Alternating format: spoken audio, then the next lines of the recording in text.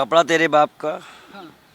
आग तेरे बाप की, जलेगी तेरे बाप की। ये राम हनुमान जी के शब्द हो सकते हैं। ये भी सब राम को पढ़ते हैं कि एक चीज अपमान खाली हिंदुओं का ही आज तक ठेस नहीं पहुंचा, मुसलमानों के ही पहुंचा है।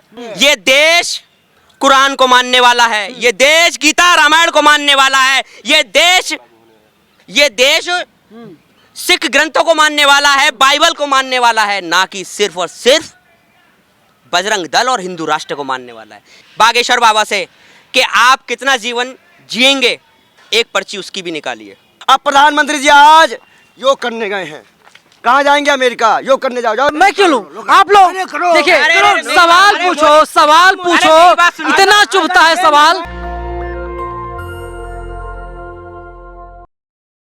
अभी मैं देश की राजधानी दिल्ली में हूं और मेरे साथ एक भाईजान हैं। भाईजान जब मुंह खोलते हैं ऐसा लगता है भूकंप आ जाएगा। सरकार की जमकर ये आलोचना करते हैं और सरकार की नीतियों को बेनकाब करने का काम लगातार समीर भाईजान के द्वारा किया जाता रहा है। समीर जी, इतनी समस्या क्यों है सरकार से, जबकि सरकार लगातार कह रही है, भरोसा दिला रही है कि हम लोग आपके लिए बेहतर काम कर रहे हैं? पहली बात तो भारतीय जनता पार्टी 2014 में जिस मुद्दे से और जिस नाम से आई थी, पहले तो उसने उसका ही भरोसा नहीं छोड़ा कि जिस राम के नाम पर ये भारतीय जनता पार्टी सत्ता में आती है, उसी राम की छवि को धूमिल करने का काम करती है। कि देख लीजिए, चाहे वो मस्जिदों पे झंडा लगाने का काम हो, वो जय श्री राम के नाम से होता है, या वो आदि पुरुष फिल्म बनाने का काम हो, वो भी क्या कहते हैं, जय श्री राम के नाम पर होता है। क्या समस्या है इस मूवी से?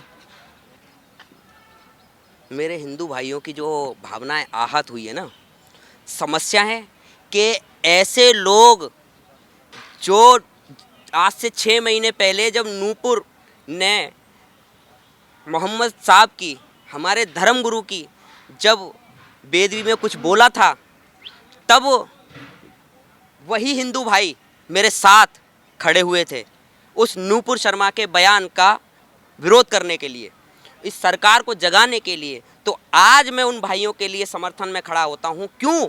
कि मैंने इस देश में जब से मैं पैदा हुआ हूं, सिर्फ और सिर्फ एक विचारधारा को देखा है, सेकुलर विचारधारा को, कि हर धर्म को, हर जात को, हर पहनने ओढ़ने को, खाने को मानने वाले को देखा है मैंने। तो आज उनके लिए मैं आह्वान करता हूं कि हाँ, जो मैंने रामानंद सागर की रामायण देखी थी, जो मैंने बचपन में दशहरा मैदान में जो रामायण हुआ करती थी, जो वो देखी थी, आज मैं उस पर करता हूं कि आज मेरे हिंदू भाइयों की भावनाओं आहत हुई हैं। आप लोग बड़े डरपोक हैं, बड़े कायर हैं। मैं इसलिए कह रहा हूं, एक मूवी आती है, कश्मीर फाइल्स आए या कोई और मूवी आए, आप लोग बौखला जाते हैं। कश्मीर फाइल्स के लिए इसलिए बौखलाया गया कि उसमें और सिर्फ झूठ बताया गया, सिर्फ और सिर्फ झूठ। मेरे साथ बाल योगी हैं, ये भी लगातार सरकार की आलोचना करते रहते हैं। आप लोग लगातार मोदी सरकार पर हमला क्यों कर रहे हैं? एक मूवी आ जाती है, आप लोग ना जाने किसको किसको गालियां देने लगते हैं कि मूवी गलत है, मूवी ऐसी है, मूवी वैसी है। कपड़ा तेरे बाप का, हाँ। आग तेरे बाप की, जलेगी तेरे बाप की। ये राम हनुमान जी के शब्द हो सकते हैं। बोलो। ये तो करेक्शन किया जा रहा है उसमें, मनोज मुंतशिर ने बैन कर देनी चाहिए। और यही इस देश की खूबसूरती है। देखो, बोलने भी कौन आया है? ये भी सब राम को पढ़ते हैं कि एक चीज अपमान खाली हिंदुओं का ही आज तक ठेस नहीं पहुंचा, मुसलमानों के ही पहुंचा है।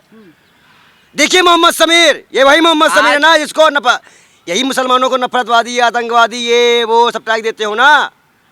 ये है हिंदुस्तान, ये है असली खूबसूरत दरअसल हिंदुस्तान की। देखिए, ये भाई साहब हिंदू हैं, जात से खुद को ब्राह्मण बताते हैं, और ये भाई साहब मुसलमान हैं, और दोनों गले लग रहे हैं, एक के ऊपर हाथ रखे हुए हैं, और यही हिंदुस्तान की खूबसूरती है। ये जो एक चीज देखिए ना, कि मतलब चौक चौराहे पर जो लड़के बैठते हैं और जो सिगरेट सुट्टा ठोकते हैं, कि कहीं आपको ये भाषा उनकी नहीं लगती कि तेल तेरे बाप, कपड़ा तेरे बाप का, तेल तेरे बाप का, आग तेरे बाप की, और जलेगी भी तेरी।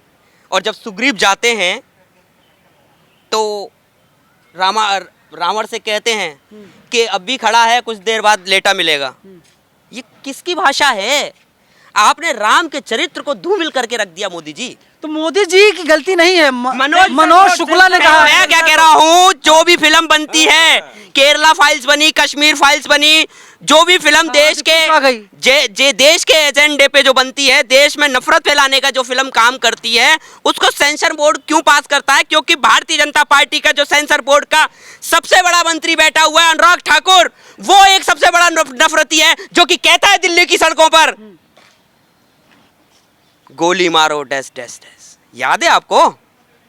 जब नफरत करने वालों को आप किसी को प्रमाण देने के लिए बिठाओगे तो वो कैसी नफरत का प्रमाण देगा? अब आज वो उसने हिंदू धर्म का ही नाश कर दिया, आज उसने हिंदू धर्म का ही नाश कर दिया। नाश नहीं किया है, पुलिस ने उन्हें सुरक्षा मुहैया करवाई है। मैंने क्या बताया? रामानंद सागर की आपने रामायण देखी? आपने रामानंद सागर की, जो इस देश में बचपन से आज मैं मेरी उम्र 36 साल की उम्र है, और मुझ में समझ अगर बच्चे में मानते हैं तो 6 से 5-6 साल के बच्चे को नजर आता है कि नाटक में या टीवी में क्या हो रहा है। तो मैं जो 6 साल से जिस वीडियो को देखता आ रहा हूं, जिस रामानंद सागर की रामायण को मैंने देखा, जिस दशहरा मैदान में मैंने जिस रामायण को देखा बचपन में, आज उसका और राम का जिस तरीके से मजाक बनाया इस देश में भारतीय जनता पार्टी, जिस राम के नाम पर आती है, जिस राम मंदिर के नाम पर आती है, जिस बजरंगबली के नाम को वो कर्नाटक में लेती है, जिस बजरंग दल को बैन करने के नाम पर हिंदुत्ववादी रोड पे उतर आते हैं, आज कहां है वो? जिनको अगर कोई मुस्लिम अगर किसी भी वर्ड को, किसी भी हिंदुत्व धार्मिक किताब या किसी भी देव गुरु किसी भी नाम पर बोल देता है, उनकी भावना आहत हो जाती है। आप मुसलमान हैं, रामायण से क्या लेना देना है? आपको इस देश से क्या? एक मिनट फालतू वाली बात मत करना, हम इस देश के नागरिक हैं। हम मेरा सवाल इनसे है, एक मुसलमान है, रामायण से क्या लेना देना? ये देश मैं बता रहा हूँ, ये देश कुरान को मानने वाला है, ये देश गीता रामायण को मानने वाला है, ये देश सिख ग्रंथों को मानने वाला है, बाइबल को मानने वाला है, ना कि सिर्फ और सिर्फ बजरंग दल और हिंदू राष्ट्र को मानने वाला है। हिंदू राष्ट्र तो ये पहले भी था, अखंड भारत तो ये पहले भी था। अगर ये भारत अखंड ना होता तो सारे भाईचारे से 1947 की आजादी को लेकर इस भारत में नहीं आते। समीर भाई, बोरिया बिस्तर बांध लीजिए, भारत हिंदू राष्ट्र बनने जा रहा है। बागेश्वर धाम वाले बाबा दिल्ली आ रहे हैं अगले महीने। कंडियों को आने दो, हिसाब किया जाएगा। मैं कहता हूँ आज सवाल है बागेश्वर बाबा से कि आप कितना जीवन जिएंगे, एक पर्ची उसकी भी निकालिए। ये बात कोई शिकायत है बागेश्वर वाले बाबा से? हमें तो शिकायत, हमें कौन शिकायत होगी? नमूनों को हम देखते नहीं है। देखिए नमूनों को हम क्या देखें? देखिए जो पर्चियों पर देश का या दुनिया का या पब्लिक का या जनता का भविष्य बताते हैं, मैं उनसे ही पूछना चाह रहा हूँ ना कि एक पर्ची, अपने भी जीवन की पर्ची निकालिए कि आप कितनी उम्र के लिए इस धरती पर आए हैं। आप कितनी उम्र के लिए इस धरती पर आए हैं? ये पाखंड है ना, जो इस कहते हैं कि एक व्यक्ति ने इस देश का बंटाधार कर रखा है और दूसरे ने देश के युवा की बुद्धि का बंटाधार कर रखा है। सवाल लेते हैं। दरअसल बीजेपी का कहना है एक ही बंदा काफी है खत्म करने के लिए परिवारवाद, भ्रष्टाचार, भूख, एक ही बंदा काफी है पूरे देश को बर्बाद करने के लिए, बेचने के लिए, पूरे देश में नफरत फैलाने के लिए एक ही बंदा काफी है। वो है मोहम्मद समीर। आप ही बोलना चाह रहे थे। नरेंद्र मोदी, नरेंद्र दामोदर मोदी। नमो नमो नमो नमो। आपकी भी गठरी बन जाएगी। तुम्हारी बन गई। 24 आने दीजिए, 8 महीने का वक्त बचा हुआ है, चुनाव होगा देश में। इसीलिए मणिपुर जल रहा है, इसीलिए उत्तराखंड जल रहा है। अब प्रधानमंत्री जी ने कहा था, उत्तराखंड जल रहा है। प्रधानमंत्री का बयान था कि मणिपुर को पिछली सरकारों ने भूल गई थी, वहां सबको भूल गए थे। अब प्रधानमंत्री जी आज योग करने गए हैं। कहाँ जाएंगे? अमेरिका। योग करने जाओ, योग करने जा रहे हैं। पेट अंदर बाहर करेंगे रामदेव की तरह, आंख मिलाएंगे। अब हमारे हिंदू भाई सड़कों पे निकल रहे हैं और हम और ये दोनों मिल के एफआईआर कराएंगे इस बेशर्म के खिलाफ। किसके ऊपर? पिक्चर बनाने वाले मुंतशिर नाथ। वो कहता हूँ ना मैं अभी हो गया। मैं वही कह रहा हूँ ना कि देखिए सबसे बड़ी बात तो मनोज मुंतशिर ने कि जब वो शायरी के दौर में आया तो उस बंदे ने उसको समझ में आया कि भाई मैं शायरों की श्रेणी में नहीं आ सकता जब तक मैं मनोज शुक्ला रहूँगा। तो उसने शुक्ला को हटाया और मुंतशिर लगाया, तो वो शायरों की फहरिस्त में आने लगा। और जब उसने कोरोना से देखा कि माहौल फिर वही हिंदुत्ववादी बन रहा है तो मुंतशिर को हटाया और शुक्ला फिर लगाया।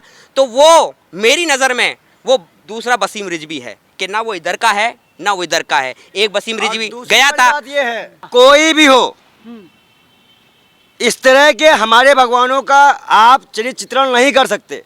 एक तरह से भगवान अरे वो राम, ब्राह्मण हैं। अरे उस ब्राह्मण को ये अब पता है, एक मेरी मिनट बात सुनो। रुको, यही वाले ब्राह्मण है तो क्या संस्कारी बता, बिल्किस बानो को, बिल्किस बानो में संस्कारी बताए गए थे ब्राह्मण, क्या यही संस्कार है ब्राह्मणों के? ये सबसे बड़ी कमी मनुवादियों की है, सबसे बड़ी कमी। ये लोग ऐसा चरित्र फैला देते हैं कि अब ब्राह्मण नाम सुन के कोई गिग्गी पिग्गी बंद हो जाती है। एक बंदा इतना बड़ा हो गया है कि अपोजिशन के सारे लीडर्स एक मैदान, एक मंच पर आ रहे हैं। आप देखिए 23 तारीख को पटना में एक बैठक होने जा रही है। अरे आपने, मैं क्या कह रहा हूँ, आपने आरएसएस का क्या कहते हैं सर्वे नहीं देखा?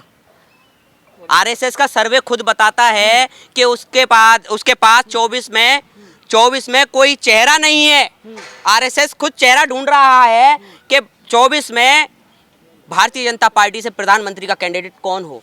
जैसे कि आपको बता दूं, कल का हमने अमर उजाला का संवाद सुना होगा। इस संवाद को मैं बार बार हर बाइट में इसलिए कह रहा हूं कि आज भाजपा 10 साल में कहते हैं ना कि देर आए दुरुस्त आए, तो भाजपा के रक्षा मंत्री इस चीज को कहते हैं कि इस देश को राम भरोसे नहीं छोड़ा जा सकता। इधर देखिए बीजेपी ने शेयर किया है लूट काल 56% और अमृत काल में 105% लोग घरों में सिलेंडर है। इसका हम बताएंगे, हम तुमको तुम्हारे गांव को फ्री सिलेंडर दे देते हैं, बांट सिलेंडर तुमने फ्री बांट दिया। पैसा है, रुक तो जाया करो, लबड़ लबड़ क्या करते हो? मोदी जी के पैसा पास कहाँ से दोगे आप? सरकार के पास किसका पैसा है? क्या सरकार है? सरकार के पास जनता का पैसा है। सरकार है। ये एक प्रमाण बता रहे हैं आपको, ये एक प्रमाण दे रहे हैं, एक प्रैक्टिकल उदाहरण बता रहे हैं।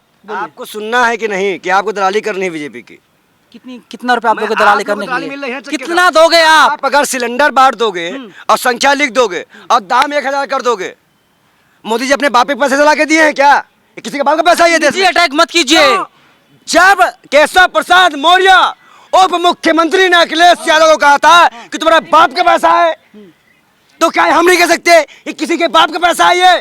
ये हमारा पैसा है भाई। अरे कांग्रेस ने आपके पैसों को लूट लिया था, बीजेपी जनता में दे रही है। जो साबित भी नहीं हुआ, क्लीन चिट मिल गई। मैं भी दिखाता जिस हूं। मुद्दे को लेकर तुम बीजेपी के सारे कार्यालयों का सर्वे कर लो और भाजपा कार्यालय का सर्वे कर लो, तुम्हें दिख जाएगा 10 साल में। बीजेपी भाजपा दोनों एक है। मैं कह रहा हूँ ना, दोनों कांग्रेस के बीच कार्यालय सर्वे कर लो और दोनों कार्यालय मिला के देख लो किसने पैसा ज्यादा कमाया है। अरे कांग्रेस तो 35 साल से सत्ता से बाहर है यूपी से। मैं क्या कर रहा हूँ आपसे, अब घुमा दिए ना, इसीलिए कहते हैं कि तुम लोगों को तुरंत घुमाना आता है। मैं कह रहा हूँ आप सारे जितना भी इन्होंने खर्च किया है, परिवारवाद कहते हो, जैसा क्या किसी और का बेटा है? अरे क्या भैया हो, एसएससी का फॉर्म भरे, चपरासी का फॉर्म भरे, क्या करेगा जैसा का लड़का, अभिषेक का लड़का जैसा? ये बाप की मलाई खाएगा, देश की मलाई खाएगा बेशर्मो। अब गंदे गंदे इशारे करेगा बैठ के स्टेडियम पे, हिंदू राज बना रहे हो ये। अरे इसका मतलब वो ठोक दौर कुछ नहीं होता। यही सब इशारों के चक्कर में इस तरह की पिक्चर बनाई जा रही है, भगवान राम को इसे दिखाया जा रहा है, ये सब टपोरी टाइप के लोग बैठ गए हैं। सर क्या आप भी चाहते हैं कि अमित शाह का जो बेटा है जय शाह, वो एसएससी का फॉर्म भरे, चपरासी का फॉर्म और भरे? क्या भाई, आप ये बताइए कि आपको 2014 से क्रिकेट देखने में मजा आता है? हमें तो नहीं आता। वर्ल्ड कप ही नहीं आया। हमें टीवी देखने में मजा आता है, शाम 5 बजे से लेकर रात 10 बजे तक। आपको वो मेन स्ट्रीम मीडिया, वो ड्रग दो वो वाला मीडिया देखने में मजा आता है। क्यों? कि उसमें सिर्फ कंट्रोवर्सी है, नफरत है, देश के मुद्दे हैं नहीं, देश के युवा की बात नहीं है, उसमें सिर्फ नमो नमो मोदी। मोदी है तो मुमकिन है। देखिए भारतीय जनता पार्टी कह रही है, आप देखिए इसको, दुनिया के किस प्रधानमंत्री को दी सबसे ज्यादा इज्जत विदेश मिली हुई है? नरेंद्र मोदी विदेशी संसद में 12 बार अब तक भाषण दे चुके हैं, अवार्ड पा चुके हैं सभी। मनमोहन सिंह जी देखो, अरे मनमोहन जो देखिए, राजीव गांधी 2 बार, जवाहरलाल नेहरू 3 बार, इंदिरा गांधी 4 बार, मोदी 12 बार। इसको लो मोदी मोदी को। मैं क्यों लूं? आप लोग देखिए, सवाल पूछो, इतना चुभता है सवाल कि जवाब नहीं दे पाते। अरे क्या जरूरत है? मेरी बात सुनिए। ये मणिपुर दंगा याद है? वहाँ लोग प्लान कर याद है? लो करो मोदी मोदी, तुम वहां नहीं जा पाओगे। आप इसे लेकर मोदी नहीं कर पा रहे हो। अरे एक राज्य पूरा चल रहा है और आप पार्टी के बताने आए हो कि हम लोग करने गए। निगरानी रखे हुए हैं, निगरानी कर रहे हैं। अमित शाह गया और बढ़ गया।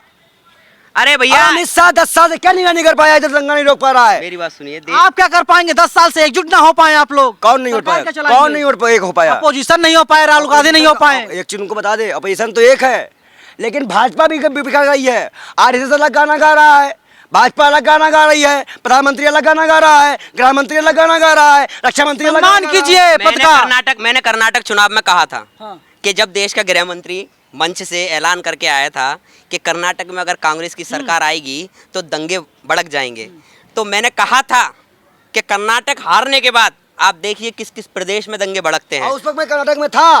कर्नाटक से याद आया कि अमित शाह का बयान आया है, उनका लक्ष्य है कि मुसलमानों को किसी भी कीमत पर अब आरक्षण ना दिया जाए, आरक्षण विहीन कर दिया अरे जाए। वो सबको कर दिया, अरे भाई सबको करें ना, सबको कर दिए हैं। सबको करें कर दिए हैं। और प्रतिभा के, प्राइवेट मैं करना कहता है। हूँ योग्यता के हिसाब से। लेता हूँ आपको बयान इसमें। योग्यता के, मैं तो देखिए आरक्षण के तो मैं पहले से भी खिलाफ हूँ, मैं आरक्षण के पहले से भी खिलाफ हूँ कि सबसे बड़ी बात है कि योग्यता के हिसाब से सबकी प्रगति विकास और सबका, मैं कहता हूँ ना जैसे मेरे राहुल गांधी मेरे नेता ने कहा, जिसका जितनी संख्या उसका उतना हिस्सा।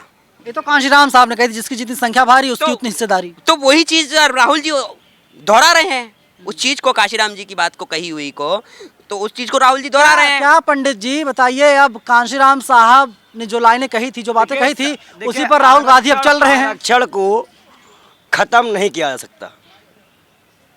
आरक्षण को सिर्फ ये किया जा सकता है कि जो एक पीढ़ी आरक्षण से लाभ पा ले उसकी अगली पीढ़ी को उसका लाभ ना मिले, पहला पॉइंट। और कहीं ना कहीं गरीब शोषित वंचित को सबको मिले, ये नहीं कि कोई भी विभाग का एससी हो तो उसका क्रीमी लेयर हो और ओबीसी हो तो उसकी क्रीमी लेयर हो, कोई भी क्रीमी लेयर वाला। ईडब्ल्यूएस से खुश हैं आप? और तू तीसरी महत्वपूर्ण बात सुन लो, पहले पूरी बात सुन लो फिर क्वेश्चन लिया करो। तीसरी महत्वपूर्ण बात, आरक्षण रहा कहाँ गया भाई? साई जी तो आपने प्राइवेट कर दी, प्राइवेट में आरक्षण चलता नहीं है। आपने सबसे बड़ा धोखा दिया इस देश में।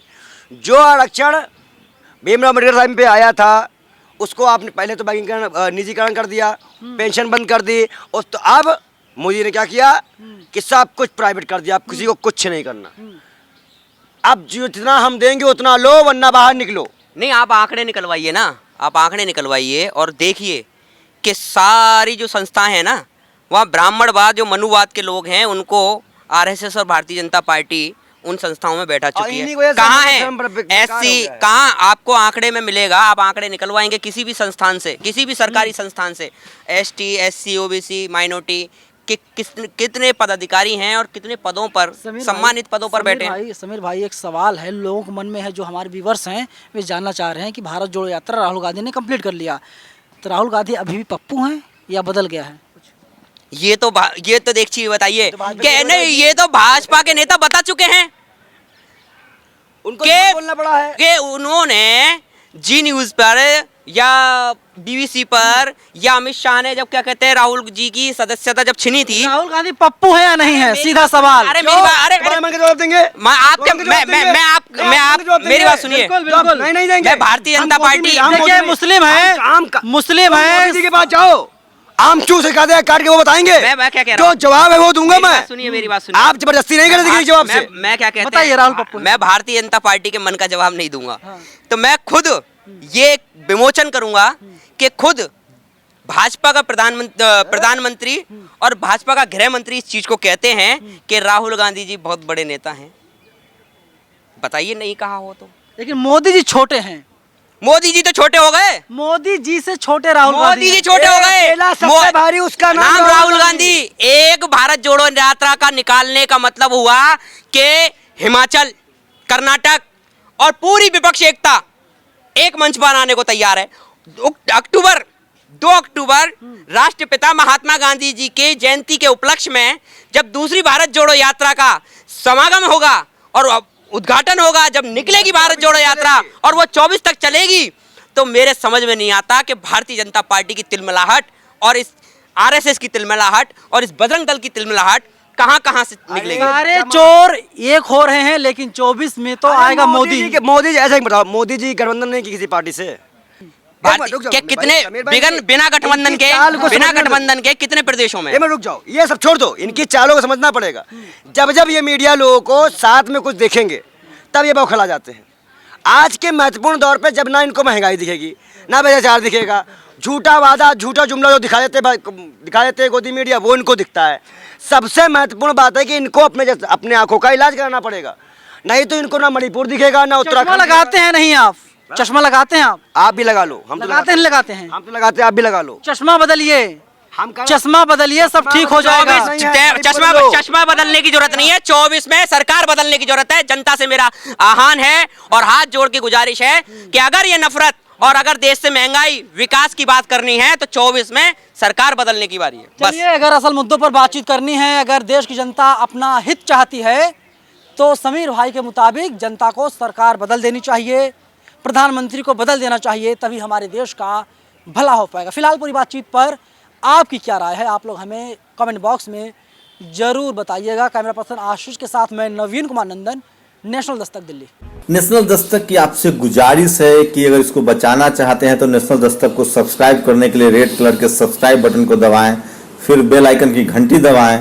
नेशनल दस्तक को बचाने के लिए बहुत जरूरी है कि हर खबर को शेयर करें, लाइक करें, कमेंट जरूर करें।